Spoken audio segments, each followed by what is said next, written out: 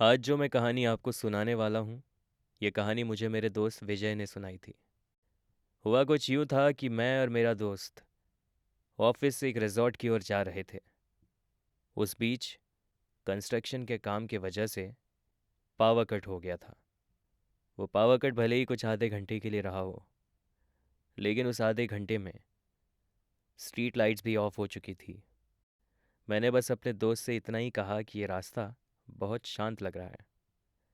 ये सुनते ही मुझे विजय ने उसके साथ हुए एक हादसे के बारे में बताया।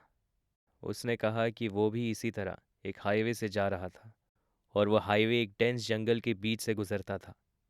विजय ने मुझसे कहा कि उस हाईवे के आसपास के जो लोकल्स थे, उनका कहना था कि रात को यहाँ कुछ अजीब होता है। कई लोगों का मानना था कि इस रास्ते पर एक आत्मा दिखाई देती है, एक औरत सफ़ेद कपड़ों में, जो वहाँ से आने जाने वाले को रोकती है। कई लोग अपने एक्सपीरियंसेस बताते हैं, मगर ज़्यादा लोग उन्हें इमेजिनेशन या फिर कहानियाँ समझकर इग्नोर कर देते हैं। विजय ने मुझसे बताया कि वो एक शेयरिंग कैब करके वहाँ से आ रहा था। उस बीच उसे रास्ते में एक औरत दिखाई दी। उसने टैक्सी वाले से कहा कि शायद उसे मदद की ज़रूरत है, लेकिन टैक्सी वाले ने उसके कहे को अनसुना किया। विजय ने बताया कि उसने कैब वाले से कहा कि वो उसकी मदद करने के लिए क्यों नहीं रुका। उस कैब वाले ने एक वाकया विजय से शेयर किया और बताते हुए उसने कहा कि एक दिन समीर और नेहा नाम के एक यंग कपल अपने वीकेंड ट्रिप से लौट रहे थे। रात के 11 बज चुके थे और उन्हें जल्दी घर पहुंचना था। समीर ने नेहा से कहा, मैं शॉर्टकट लेता हूँ इस हाईवे से, यहाँ से अगर जाएं तो टाइम बचेगा। नेहा थोड़ी हेजिटेंट थी। समीर, लोग कहते हैं कि यह हाईवे सेफ नहीं है, स्पेशली रात के वक्त। इतना कह के नेहा ने समीर को वॉर्न किया, लेकिन इसके जवाब में समीर हंसते हुए बोला, अरे नेहा, तुम भी ना, वो सब बस अफवाह है। गाड़ी हाईवे पर तेजी से दौड़ रही थी, लेकिन रास्ते में एक अजीब सी चीज थी, खामोशी। जंगल के करीब होने के बावजूद न तो कोई आवाज थी, न ही किसी जानवर का नामो निशान। सिर्फ समीर के गाड़ी की इंजन की आवाज उस सन्नाटे को तोड़ रही थी। उस कैब वाले ने बताया कि कुछ दूर तक तो सब ठीक था, पर फिर उस नेहा ने कुछ देखा। समीर रुको, तुम्हें वो औरत दिखी क्या? नेहा ने पैनिक होते हुए कहा। समीर ने गाड़ी को ब्रेक लगाई, पर उसे कुछ नजर नहीं आया। समीर बोला, तुम्हारे दिमाग का वहम है नेहा, आगे चलते हैं। लेकिन नेहा अनईजी हो रही थी। गाड़ी थोड़ा आगे बढ़ी तो नेहा फिर चिल्लाई, वो देखो, वो औरत फिर से।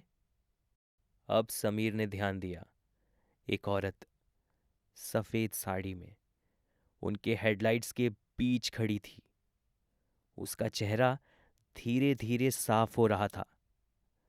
आंखों के आसपास काले गड्ढे और एक अजीब सी मुस्कान।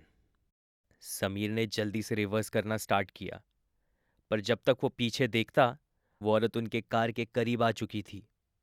समीर और नेहा दोनों का दिल तेज धड़क रहा था।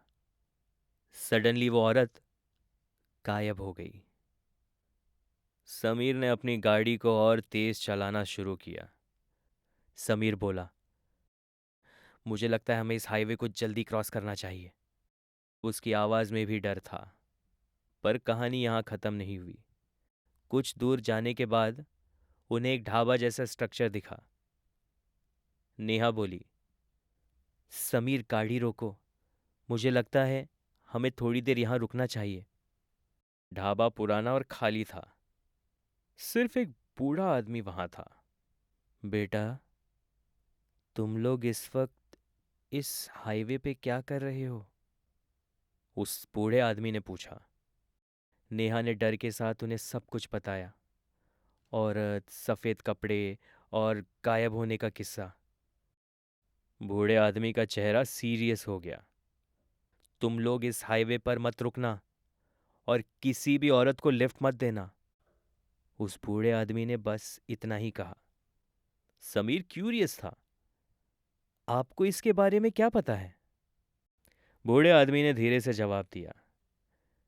कई साल पहले एक नई दुल्हन अपने पति के साथ यहाँ से जा रही थी और यहाँ इसी हाईवे पर उनका एक्सीडेंट हो गया।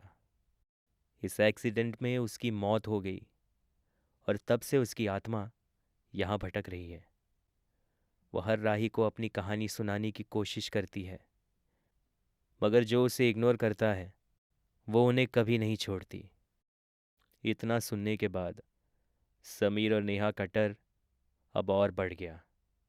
बूढ़े आदमी ने कहा, सीधे जाओ और कभी पीछे मत देखना। समीर और नेहा गाड़ी में बैठे और जल्दी हाईवे से निकलने लगे, पर नेहा को अनईजीनेस हो रही थी। पीछे से एकदम से आवाज आई, जैसे किसी ने विंडो पे नॉक किया हो। नेहा ने पलट कर देखा और वो शॉक हो गई। वो सफेद साड़ी वाली औरत उनकी गाड़ी के पीछे भाग रही थी और उसका चेहरा एकदम डरावना लग रहा था। नेहा चिल्लाई, समीर, गाड़ी तेज चलाओ। समीर ने अपनी कार की स्पीड और बढ़ा दी, पर वो औरत उनके करीब आती जा रही थी। जब तक वो हाईवे का लास्ट टर्न क्रॉस करते, एकदम से सब शांत हो गया। वो औरत गायब हो गई। घर पहुंचने के बाद नेहा और समीर की धड़कन तेज हो गई थी और उस रात उन दोनों को नींद नहीं आई। बाद में जब समीर ने उस हाईवे के बारे में और सुना, उसने ये जाना कि जो लोग उस औरत को लिफ्ट देते हैं या इग्नोर करते हैं, उनका बुरा हाल होता है। नेहा और समीर लकी थे कि वो बच गए। उस हाईवे का राज आज तक अनसॉल्व्ड है, पर जो लोग उस रास्ते से गुजरते हैं वो या तो उस औरत को देखते हैं या फिर उसके डरावने चेहरे को फील करते हैं। क्या वो सिर्फ एक आत्मा है या एक वार्निंग? ये मिस्ट्री अब भी जिंदा है। तो ये थी वो कहानी जो मुझे मेरे दोस्त विजय ने सुनाई थी।